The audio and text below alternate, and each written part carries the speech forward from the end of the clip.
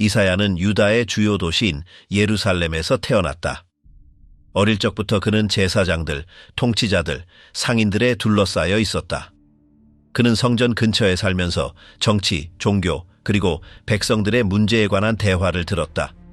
그는 주변에서 일어나는 일을 주의 깊게 관찰하는 법을 배웠다. 그의 가족은 주요 인물들과 관계가 있었고, 이는 그가 권력과 권위가 어떻게 작동하는지를 이해하게 해주었다. 자라면서 이사야는 사람들이 믿는다고 말하는 것과 실제로 행하는 것 사이의 차이를 알아차렸다. 그는 권력자들이 약자를 착취하는 모습, 지도자들이 자신들의 이익만을 챙기는 모습, 그리고 많은 이들이 정의나 타인에 대한 존중 없이 의식을 행하는 모습을 보았다. 이사야는 가정을 이루고 특별한 메시지를 담은 이름을 가진 자녀들을 두었다. 그러나 그를 준비시킨 것은 단지 가족 생활만이 아니었다. 그가 겪은 모든 일은 그가 곧 백성 앞에서 말해야 할 사람이 되는 데 이르게 했다. 이 사람이 어떻게 가장 기억에 남는 예언자 중 한 사람이 되었을까? 그가 모든 것을 걸고 전해야 할 말을 선택하게 만든 것은 무엇이었을까? 그리고 그의 길의 마지막은 어땠을까?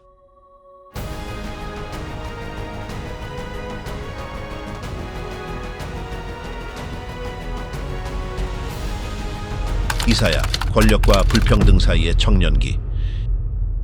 이사야는 유다 왕국의 주요 도시인 예루살렘에서 태어났다. 어릴 때부터 그는 성전과 민족의 지도자들 가까이에서 살았다. 그의 가족은 영향력 있는 인물들과 관계가 있었으며, 이는 그가 제사장들과 통치자들을 가까이서 알게 해주었다.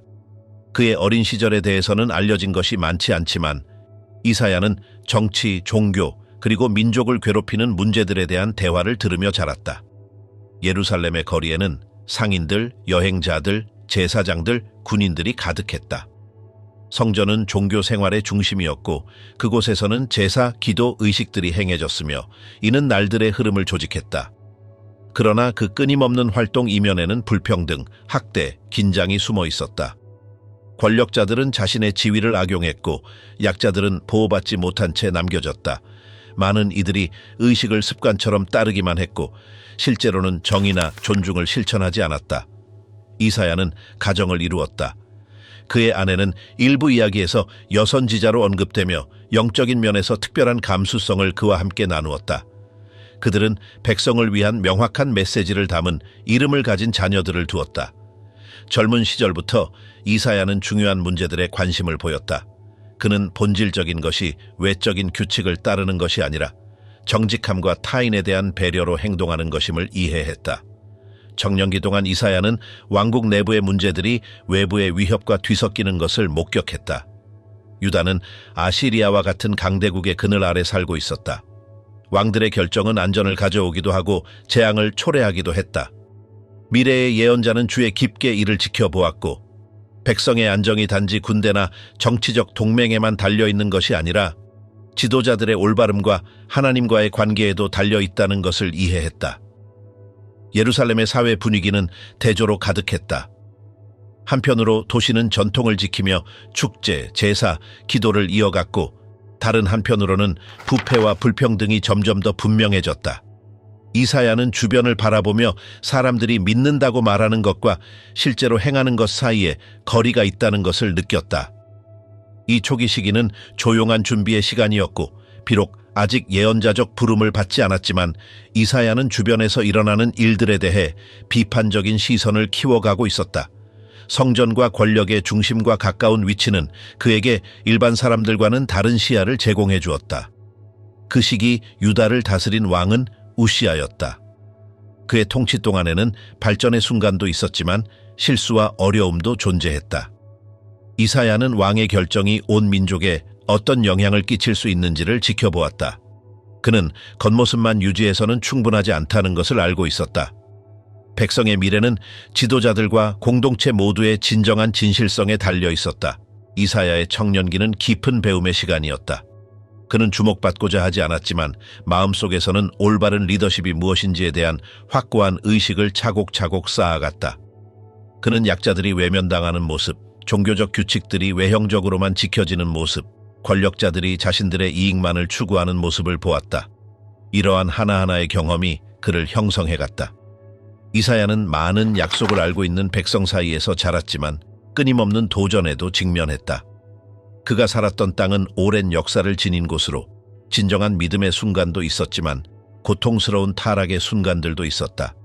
어린 시절부터 이사야는 사람들이 어떻게 길을 벗어나고 정의와 자비를 소홀히 하면서 텅 빈 의식에 매달리는지를 직접 목격했다. 이 시기는 주에 깊고 환경에 민감하며 권력에 가까우면서도 그에 얽매이지 않은 젊은이의 모습을 보여준다. 비록 아직 그를 예언자로 바꿔놓을 부름을 받지는 않았지만 이사야는 조용히 다가올 사명을 위한 기초를 쌓고 있었다. 예루살렘에서의 모든 경험, 모든 관찰, 모든 순간이 그의 삶의 흔적을 남기며 이후 백성을 위한 경고와 희망의 도구로 변할 그의 목소리를 준비시켰다. 성전에서의 부름. 이사야는 예루살렘에서 종교 생활의 중심지였던 성전에 있었다. 그곳은 기도, 제사, 그리고 백성의 날들을 구성하는 의식들로 잘 알려진 장소였다.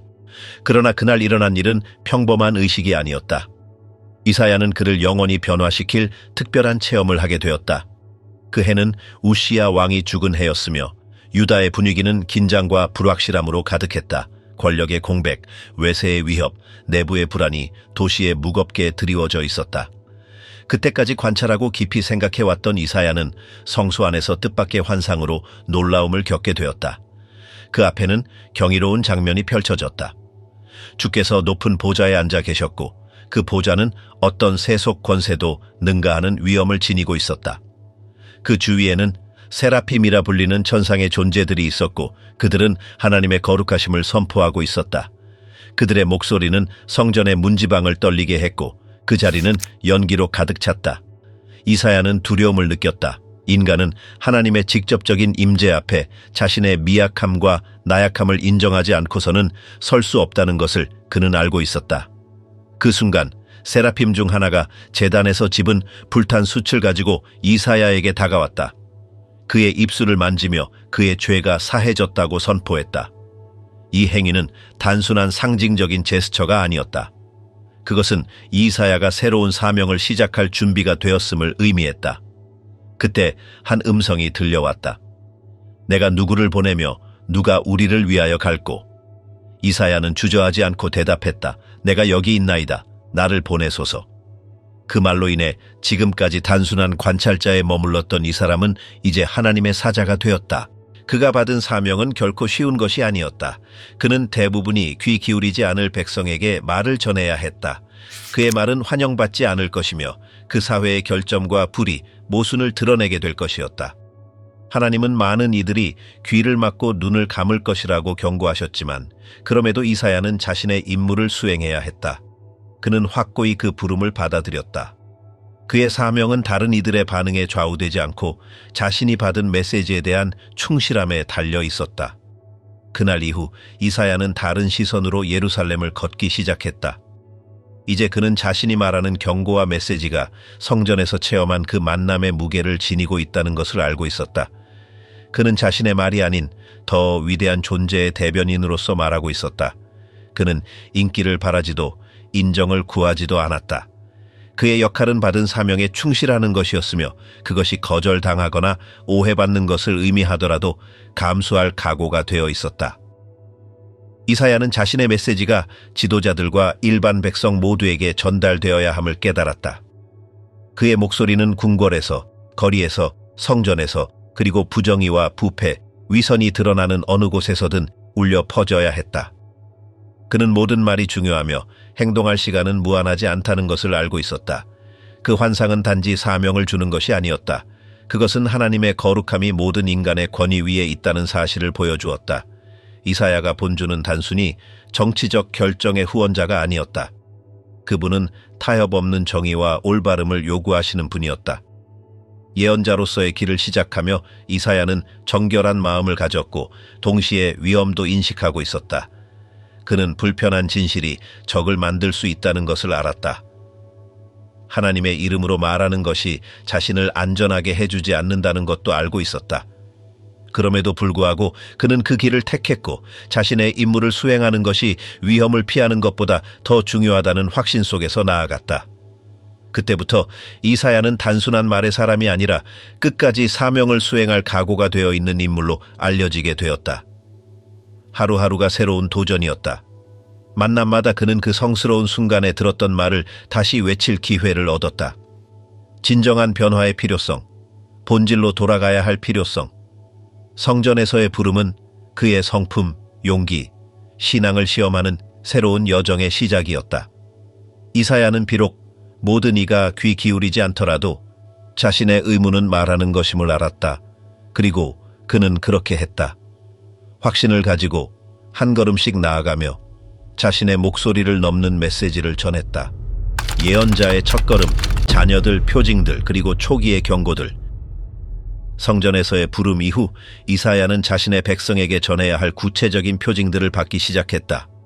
이제 단순히 일반적인 말로 이야기하는 것만으로는 부족했다.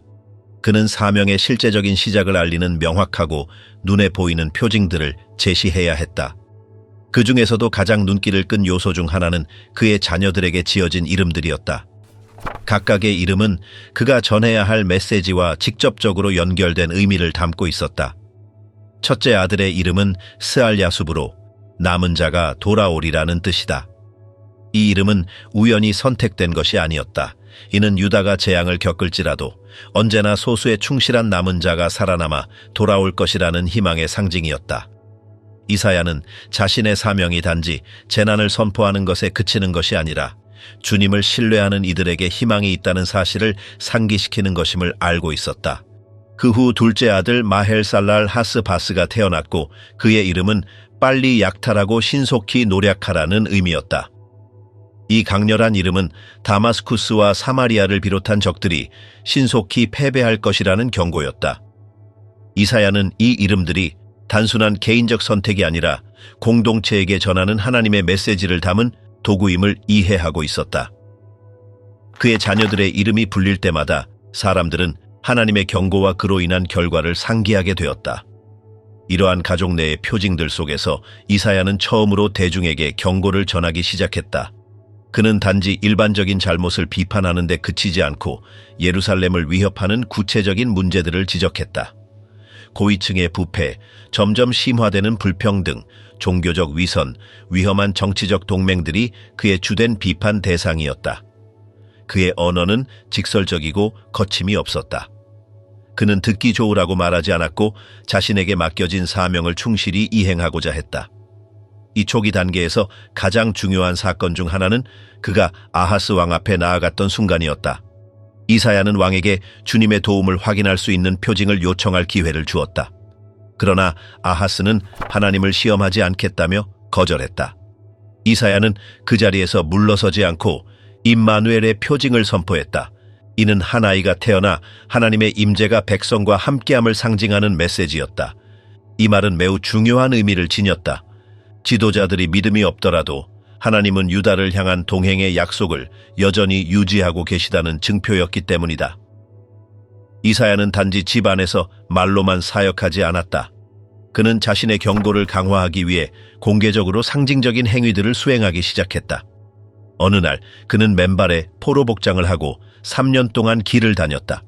이는 유다가 불안정한 정치 동맹, 특히 이집트와 구스에 대한 신뢰를 계속한다면 어떤 일이 일어날지를 백성에게 보여주기 위함이었다. 그의 삶 자체가 살아있는 표징이 되었고 그의 말이 단순한 의견이 아니라 절박한 경고임을 분명히 하는 증거가 되었다. 이 초기 행동들이 즉각적인 반응을 불러일으킨 것은 아니었다. 많은 사람들이 그를 의심의 눈으로 바라보았고 어떤 이들은 그가 지나치게 냉혹하다고 여겼다. 그러나 이사야는 인정받기를 원하지 않았다.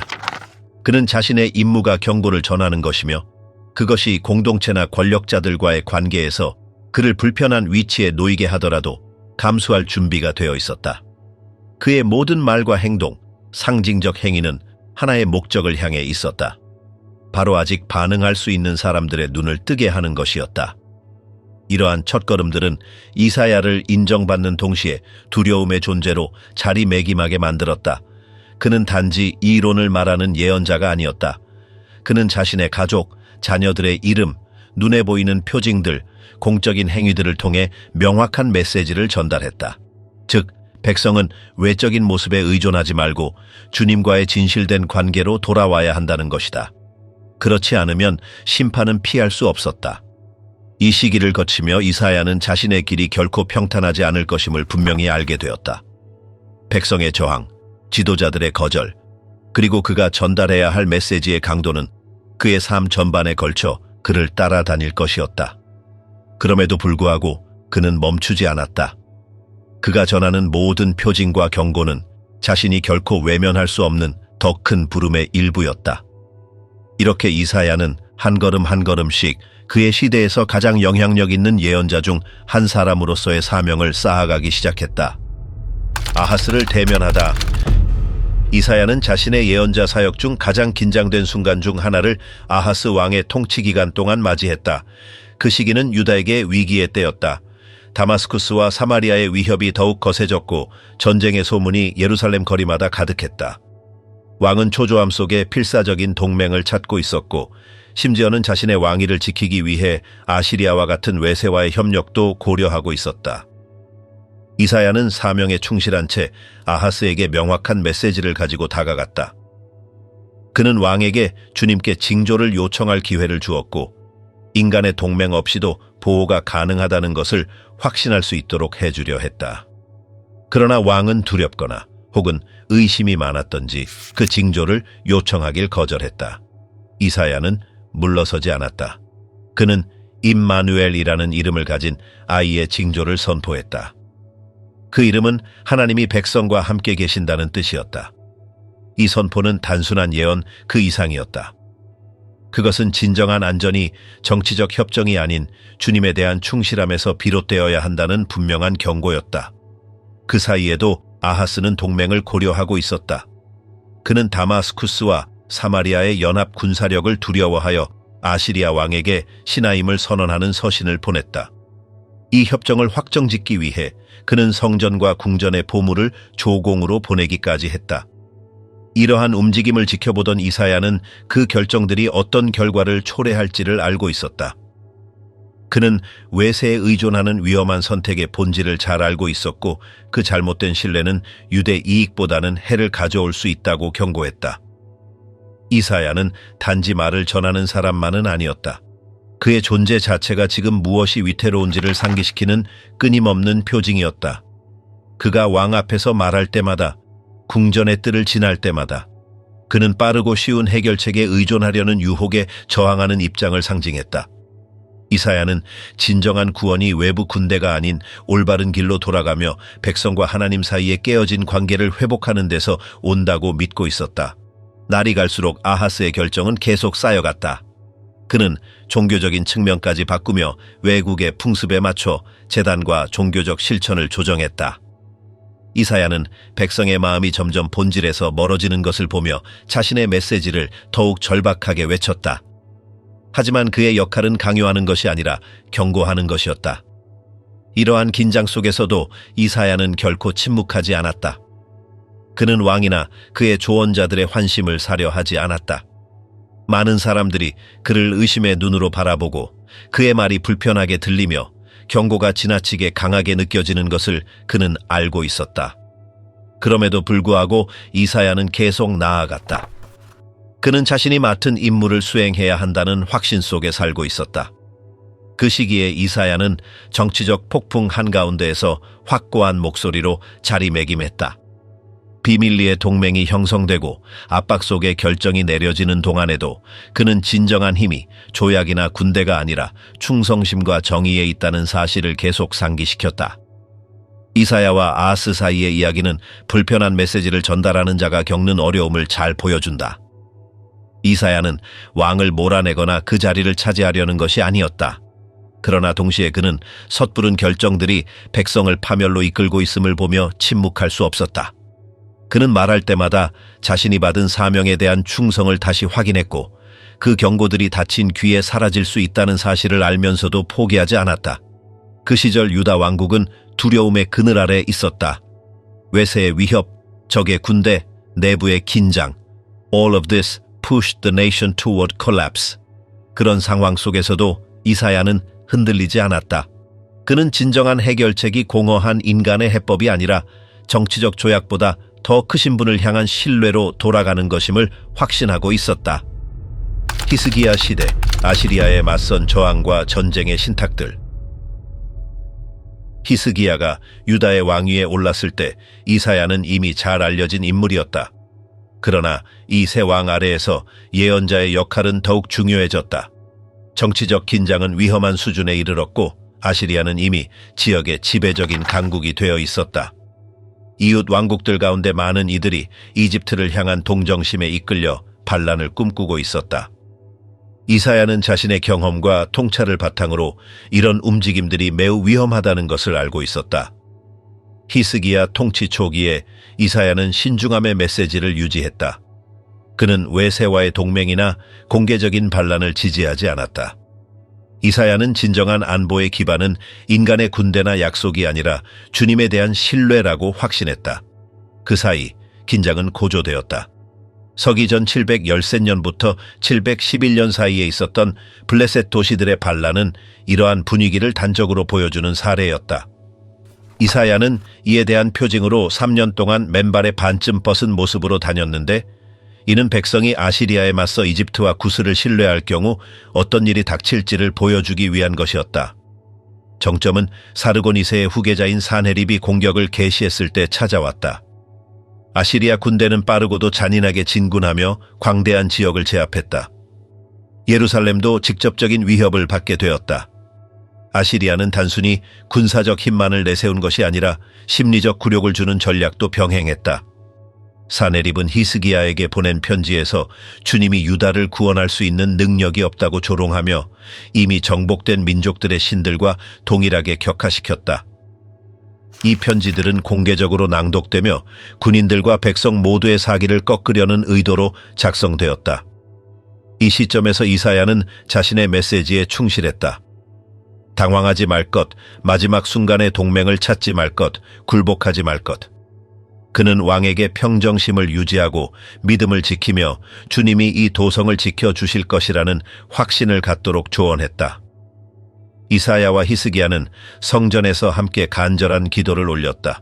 문서에는 히스기야가 아시리아의 편지를 제단 앞에 펴놓고 예루살렘뿐만 아니라 하나님의 이름의 명예를 위해 응답해달라고 간구한 장면이 기록되어 있다. 포위는 치열했다. 아시리아의 사절단, 특히 랍사게는 군사적 위협과 모욕적인 말로 겁을 주었고 히브리어로 말하여 모든 주민들이 이해할 수 있게 했다. 이사야는 왕의 사자들과 함께 이 도발을 들었고 그것이 단지 선급을 향한 것이 아니라 이스라엘의 하나님을 향한 것임을 알았다. 히스기야는 고뇌하며 예언자에게 백성을 위해 중재해달라고 요청했고 응답을 기다렸다. 이사야는 명확한 메시지를 전했다. 아시리아는 승리하지 못할 것이며 주님은 자신의 백성을 위해 행동하실 것이라는 것이었다. 그것은 백성의 공로 때문이 아니라 자신의 이름을 위해서였다. 고대 기록에 따르면 그날 밤 재앙이 아시리아 군대를 덮쳤고 적은 급히 철수했으며 예루살렘은 구원을 받았다. 이사야는 이 구원이 모든 것이 영원히 해결되었다는 뜻이 아님을 알고 있었다. 그것은 주님께 충실할 것을 촉구하는 메시지였다. 잘못된 확신에 다시 의지하지 말고 과거의 실수를 반복하지 말라는 경고였다. 이 시기 동안 이사야는 전쟁의 신탁들 또한 선포했다. 그것은 정치적 계산에 지나치게 의존할 경우 따를 결과에 대한 강력한 메시지였다. 그는 자신의 영광을 추구하는 지도자들의 오만함을 비판했고 전략보다 정의가 우선되어야 함을 끊임없이 강조했다. 그의 모든 연설은 하나의 중심 사상을 강화했다. 진정한 안전은 오직 주님께로부터 온다는 것이다. 히스기야 치하에서 이사야의 역할은 결코 쉬운 것이 아니었다. 왕이 경건하고 듣기를 원하는 이였지만 정치적 압력은 엄청났다. 이사야는 조심스럽게 움직여야 했다. 그의 메시지를 현실 정치라는 거대한 벽 속에서 유지해야 했으며 그가 알고 있던 바와 같이 유다의 운명은 매우 구체적인 선택들에 달려 있었다. 그리고 말은 무장한 군대에 비해 무력해 보일지 모르지만 충성은 백성에게 주어진 유일한 진정한 방패였다. 이 시기의 기억은 백성의 마음에 깊이 새겨졌다. 이사야는 단순한 영적 조언자가 아니었다. 그는 유다라는 작은 왕국의 존속마저 위협받던 정치적 군사적 위기 속에서 길을 제시해준 인물이 되었다. 그의 모습은 무장이 아닌 하나님의 뜻에 대한 깊은 신뢰에서 나오는 저항의 상징으로 남았다. 예루살렘은 살아남았다. 그것은 다른 제국들처럼 강했기 때문이 아니라 이사야처럼 본질을 상기시킬 수 있는 목소리가 여전히 남아 있었기 때문이었다. 위대한 예언들, 심판, 예루살렘의 몰락, 그리고 징벌의 메시지들. 이사야는 두 가지 메시지를 동시에 지닌 예언자로 자리매김했다. 하나는 강력한 경고였고 다른 하나는 변화하려는 자들에게만 열리는 희망의 메시지였다. 그의 목소리는 거리와 광장, 왕국의 구석구석에 울려 퍼지며 부패, 불의, 신실함의 결핍이 초래할 피할 수 없는 결과를 경고했다. 그는 개인적 분노나 정치적 야망에서 말한 것이 아니었다. 그는 부름을 받았기에 말해야만 했다. 이사야는 예언의 초기부터 예루살렘에 대한 깊은 우려를 숨기지 않았다. 정의의 상징이어야 할 도시가 이기심과 약자에 대한 경멸로 물든 장소로 변하는 모습을 지켜보고 있었다. 그는 지도자들을 소돔의 통치자들이라 부르고 주민들을 고모라의 백성이라 칭했다. 이는 고대 도시들의 죄가 단지 도덕적인 것이 아닌 이웃의 고통을 외면한 사회적 죄였음을 상기시키는 표현이었다. 이사야는 주님이 실망한 아버지처럼 백성에게 충성심과 신실함을 기대할 권리가 있다고 전했다. 하지만 그분이 만난 것은 순종이 아니라 반역이었다. 그러므로 선포된 징벌은 변덕이 아닌 오랜 불순종의 역사에 대한 응답이었다. 이 징벌은 전면적인 파괴가 아니었고 항상 남은 자로 불리는 소수의 생존자들이 남아 하나님과의 관계를 유지할 것이라는 희망이 함께 있었다. 이사야가 사용한 이미지는 매우 강렬했다. 그는 예루살렘을 정성껏 심고 돌본 포도밭에 비유했으나 그곳에서 맺힌 열매는 좋은 포도가 아니라 쓰디쓴 열매뿐이었다.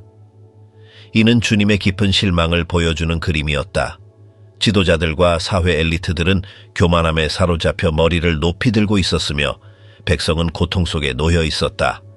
이사야는 그들과 맞서기를 두려워하지 않았고 그의 귀족 출신 배경은 권력의 중심부에 접근할 수 있는 통로가 되어 그는 그 자리에서 주저없이 경고를 외쳤다.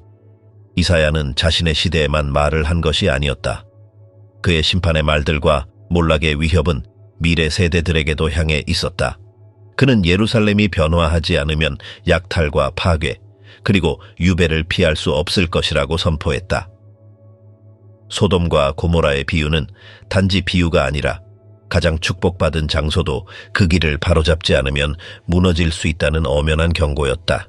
그는 의로움이 동반되지 않은 제사와 희생 제물은 아무 소용이 없다고 강하게 주장했다. 어떤 의식도 가난한 자와 과부, 고아를 향한 존중을 대체할 수 없었다. 이사야는 겉모습만 그럴듯한 종교, 마음을 변화시키지 않는 믿음을 고발했다. 그의 메시지가 아무리 가혹하더라도 그는 결코 구원의 가능성을 놓치지 않았다. 그는 징벌 이후에 백성이 변화되어 돌아올 미래를 이야기했다. 이 새의 뿌리에서 싹이 날 것이라는 약속은 나무가 베어지더라도 영원히 끝나는 것이 아님을 보여주는 상징이었다. 예언자는 심판이 끝이 아니라 새로운 회복의 길을 여는 필연적인 단계임을 가르쳤다. 이 시기 동안 이사야는 유다만이 아닌 주변 민족들에게도 신탁을 전했다. 그는 아시리아와 바빌로니아 같은 제국들의 행위가 유대까지 영향을 줄 것을 알고 있었다. 그는 그러한 강대국들의 오만함이 반드시 응답을 받을 것이라 경고했다. 이 점에서 그의 메시지는 예루살렘의 경계를 넘어 주님의 정의가 모든 민족을 포괄한다는 사실을 상기시켰다. 징벌의 메시지들은 청중을 짓누르기 위한 것이 아니었다. 그것은 그들을 흔들어 깨우기 위한 것이었다. 이사야는 부드러운 부름에 귀를 닫은 백성에게는 강한 말이 필요하다는 것을 알고 있었다. 그의 모든 심판 선언은 하나의 상기를 동반했다. 진심으로 주님께 돌아서는 자들은 남은 자가 되어 희망을 이어갈 것이라는 것이다. 이사야는 문제의 핵심이 외부의 군대나 외세의 위협에 있는 것이 아니라 굳어진 마음과 외면당한 정의에 있다는 것을 분명히 했다. 그의 목소리는 외쳤다. 진정한 변화 없이는 어떤 성벽도, 어떤 동맹도, 어떤 의식도 예루살렘을 다가오는 운명으로부터 구원할 수 없다고. 회복의 예언들, 미래의 희망과 다음 세대를 향한 메시지. 가혹한 심판을 선포한 이후에도 이사야는 위로의 말을 전하는 예언자였다. 그의 메시지는 고발에만 머무르지 않고 회복과 희망의 시대로 시선을 돌렸다. 예언자는 예루살렘이 폐허의 상징이 아닌 새로움의 상징이 될 미래를 이야기했다. 그것은 순진한 몽상이 아닌 징벌 이후에도 주님께서 약속을 이루실 것이라는 믿음에 기반한 확신이었다. 그의 예언 가운데 가장 강력한 상징 중 하나는 이새의 줄기에서 솟아날 새싹의 이미지였다. 비록 나무는 베었지만 그루터기에서 생명이 다시 피어날 것이다. 이 새싹은 지혜와 정의의 영으로 충만한 미래의 지도자를 나타내며 참된 평화의 왕국을 세울 자로 묘사된다. 그의 통치 아래에서는 적들이 싸우지 않고 동물들이 평화롭게 공존하며 땅은 주님의 지식으로 바다를 덮는 물처럼 가득할 것이다. 이사야는 단지 현재의 청중에게만 말하지 않았다. 그의 목소리는 세대를 넘어 울려 퍼졌다. 예언자는 포로 생활 이후 유다가 다시 성벽을 세우고 성전을 재건할 때 살아갈 후대에게도 희망을 주었다. 그 약속은 분명했다. 모든 것이 패배로 끝나지 않을 것이며 고통 이후에는 치유가 따를 것이다. 이사야의 글에서 가장 감동적인 이미지 중 하나는 주의 종이라는 인물이다. 그는 강력한 전사가 아니라 타인의 고통을 짊어진 자로 등장한다. 그는 하나님께 높임을 받을 것이며 그의 고통을 통해 많은 이들이 치유를 얻게 된다. 이사야는 그를 일반적인 영웅으로 묘사하지 않는다. 그는 거절당하고 학대받지만 백성의 회복에 핵심적인 역할을 할 자이다. 이 메시지는 위대함이 항상 눈에 보이는 힘으로 나타나는 것이 아니라 헌신과 희생 속에서 드러난다는 교훈을 담고 있다. 예언자는 미래의 예루살렘이 모든 민족이 모여드는 만남의 장소가 될 것이라고도 전했다. 이스라엘 백성뿐 아니라 세상 모든 곳에서 사람들이 정의와 가르침을 구하러 올 것이다. 무기들은 농기구로 바뀌고 전쟁은 평화로 대체될 것이다. 이사야는 주님의 찬양이 국경 없이 온 세상에 퍼지는 보편적 화해의 비전을 지녔다. 이 메시지들은 평탄한 시기에 나온 것이 아니었다.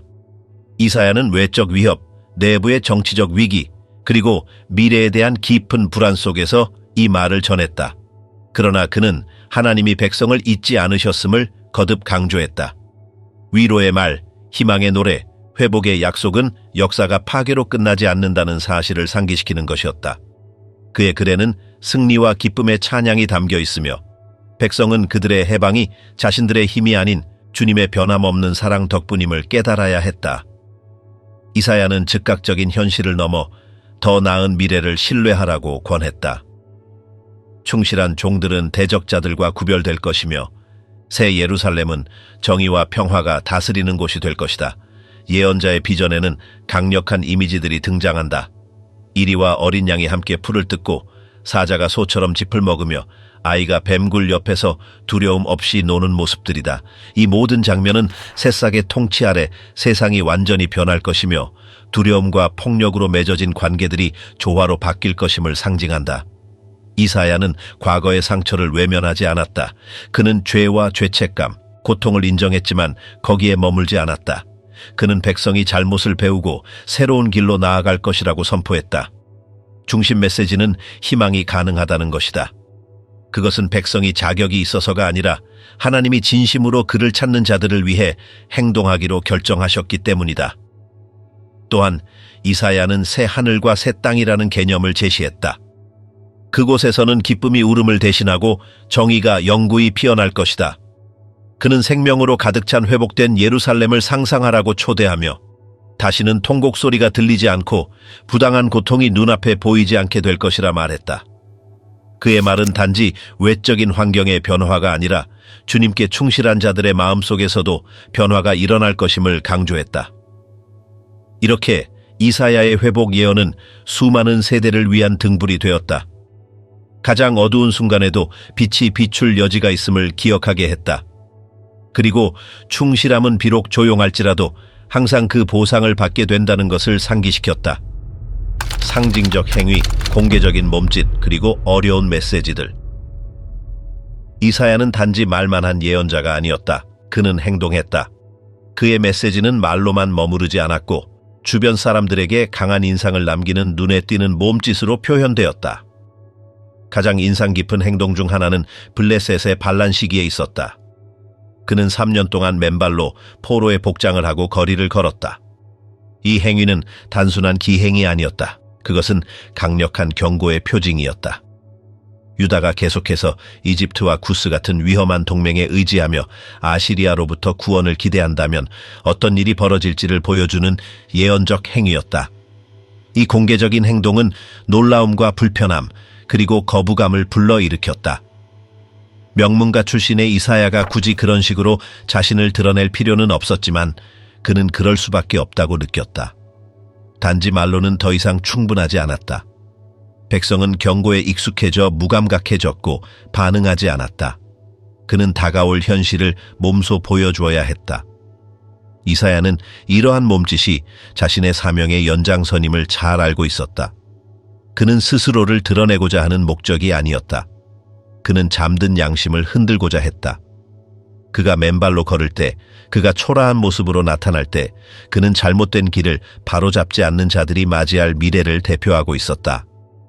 그가 내딛는 한 걸음 한 걸음은 말없는 항의였고 침묵 속에서 외치는 고발이었다. 이런 상징적 행위 외에도 이사야는 자신의 자녀들의 이름을 살아있는 표징으로 사용했다. 그 이름들은 의미가 담긴 하나님의 예고이자 백성에게 끊임없는 상기를 주는 수단이었다. 이사야는 자신의 개인적 삶과 예언자적 사명을 분리하지 않았다. 그의 삶의 모든 면은 그가 전해야 할 메시지와 철저히 일치하고 있었다. 도전은 외부에서만 온 것이 아니었다. 이사야는 내부의 저항도 마주했다. 특히 종교적, 정치적 지도자들은 그의 행동을 위협으로 여겼다. 그는 성전의 타락한 귀족 계층을 신랄하게 비판했으며 진정한 신실함은 형식적인 의식이 아니라 정의로운 삶으로 드러나야 한다고 주장했다. 권력자들과의 이런 충돌은 그를 불편한 인물로 만들었고 심지어 같은 신앙을 고백하는 이들에게조차 부담스러운 존재가 되었다. 이사야는 자신의 행동 하나하나가 대가를 요구한다는 것을 알고 있었다. 그는 가혹한 메시지의 전달자로서 사회적으로 고립되었고 조롱당했고 끊임없는 긴장의 중심에 놓였다. 그러나 그는 결코 물러서지 않았다. 그의 헌신은 타인의 인정에 의존하지 않았다. 오직 자신이 받은 소명에 대한 충실함에서 비롯되었다. 외세가 재편되고 작은 왕국들이 생존 전략을 모색하던 정치적 격동기에도 이사야는 자신의 입장을 지켰다. 그는 무의미한 반란도 위험한 의존도 조언하지 않았다. 그가 요구한 것은 신실함, 정의, 올바름이었다. 그리고 말만으로 부족할 때는 자신의 삶으로 보여주었다. 이러한 상징적 행위들은 단지 고립된 표징이 아니었다. 그것들은 무감각해진 백성을 깨우기 위한 더 넓은 전략의 일부였다. 이사야는 메시지가 단지 지식이나 이성에만 도달해서는 안 된다고 보았다. 감정과 심장에도 도달해야 했다. 그래서 그는 맨발로 걸었고 자녀들에게 예언적 이름을 붙였고 공개적으로 사회의 잘못을 고발했다.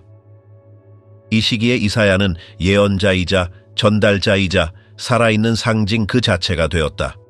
그의 삶은 메시지와 분리될 수 없었다. 침묵할 때조차 그의 존재는 말을 하고 있었다.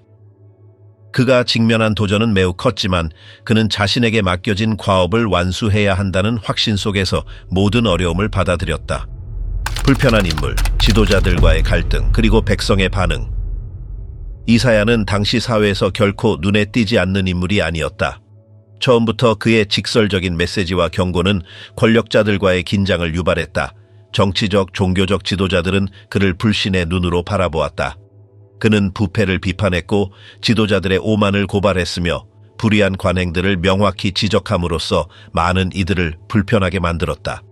다른 예언자들이 시골 변두리에서 활동했던 것과 달리 이사야는 귀족 가문 출신이었다.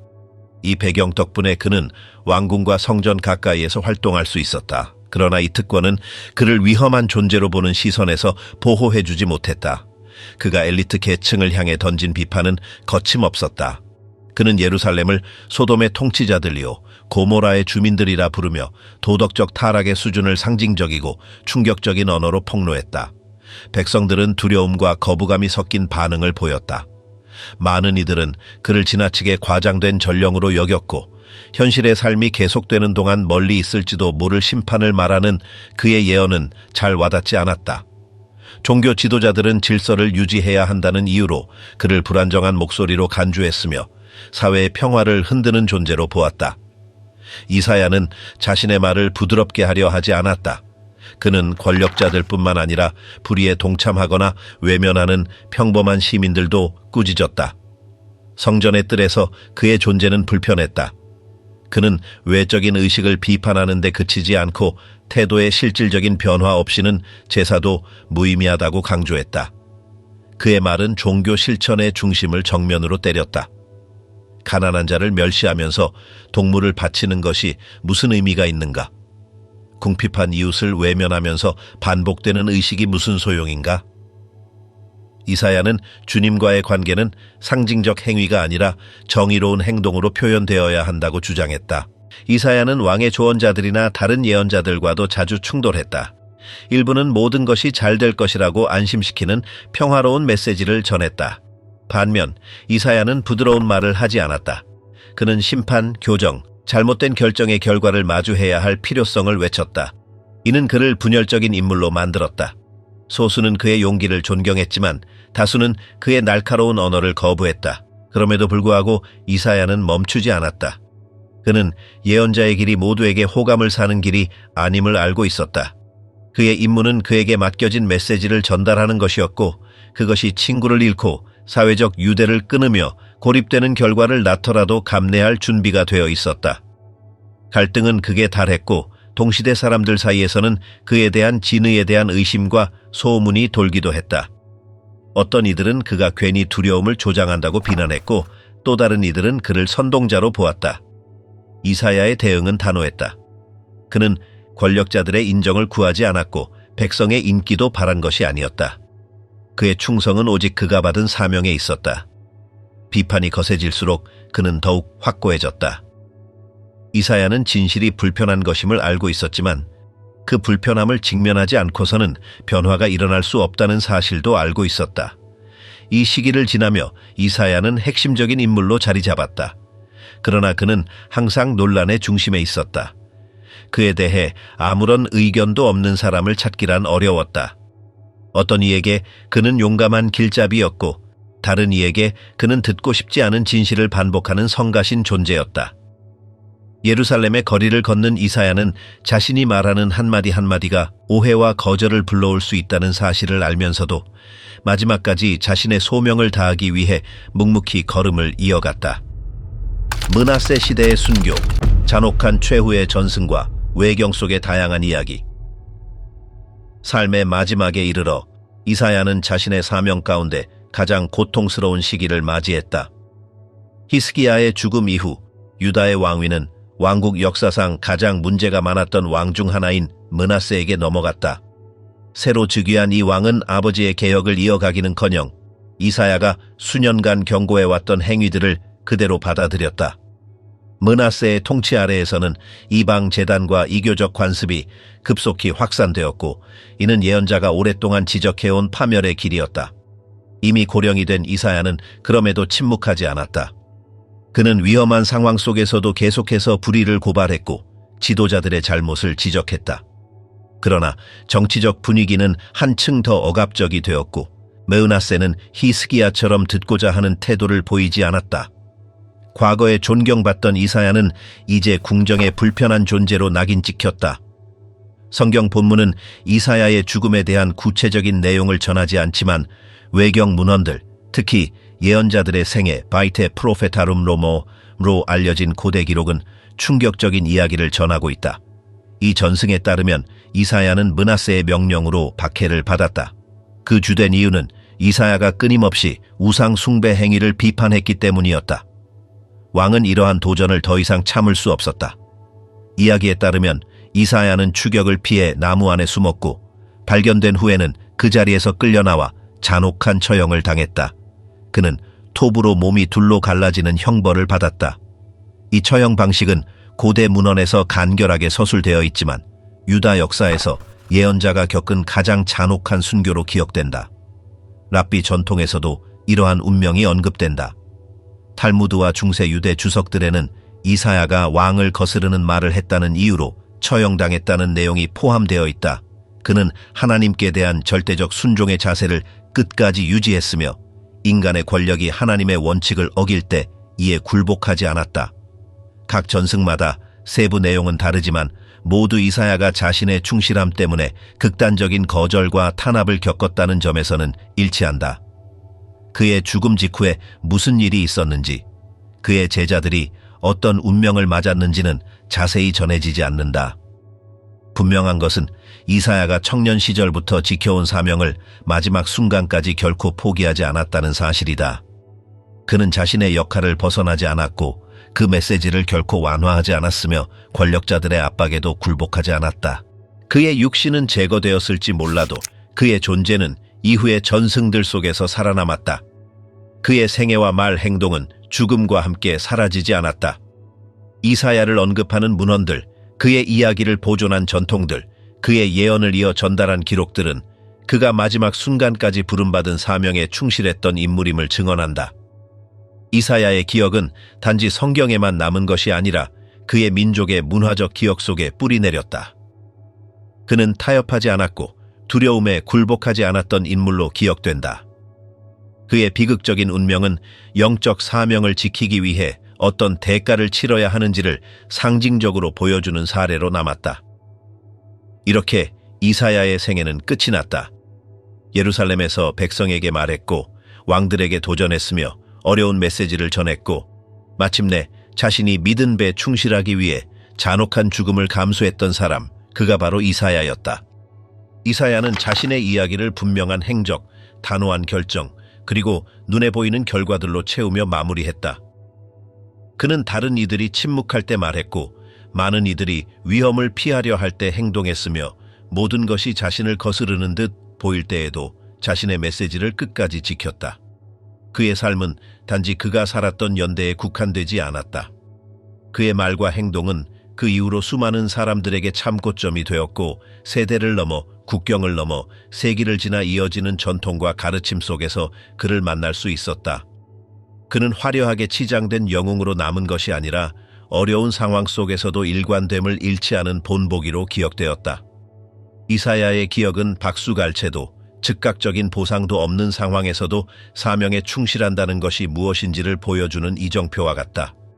그의 삶은 메시지를 전하는 용기뿐 아니라 그것을 삶 전체로 살아내는 진정한 용기가 무엇인지를 드러낸다. 그는 모두가 자신을 따르기를 바라지도 않았고 모두가 이해하리라 기대하지도 않았다. 그러나 그는 자신이 맡은 책임을 결코 포기하지 않았다. 그의 이야기는 단호함이란 권위를 행사하려는 욕망에서 나오는 것이 아니라 옳다고 믿는 일을 끝까지 수행하려는 결정에서 비롯된다는 사실을 드러냈다. 설령 그 선택이 모든 것을 잃게 만들지라도 이 여정을 마무리하며 남는 질문은 단지 한 사람의 운명에 관한 것이 아니다. 그것은 그가 남긴 이야기가 의미하는 바에 관한 질문이다. 이사야는 우리에게 무엇을 가르치는가? 압력과 거절, 오해 속에서도 사명을 지킨다는 것이 어떤 대가를 필요로 하는지를, 그리고 왜 그의 기억이 여전히 살아있으며 끝까지 자신의 길을 멈추지 않은 자가 남긴 흔적이 무엇을 뜻하는지를, 무엇이 어떤 유산을 시대를 넘어 온전히 남게 하는가? 그것은 공허한 말이 아니라 실천으로 쌓아 올린 뿌리 깊은 진실에서 비롯된다. 이사야는 바로 그런 유산을 남겼다. 말이 아닌 삶으로, 주장 아닌 행동으로, 단념이 아닌 충실함으로. 그래서 그의 이야기는 끝이 아니라 다음 세대를 향한 질문이자 초대이다. 우리 또한 어떤 사명을, 어떤 진실을, 어떤 길을 끝까지 지켜낼 수 있을 것인가?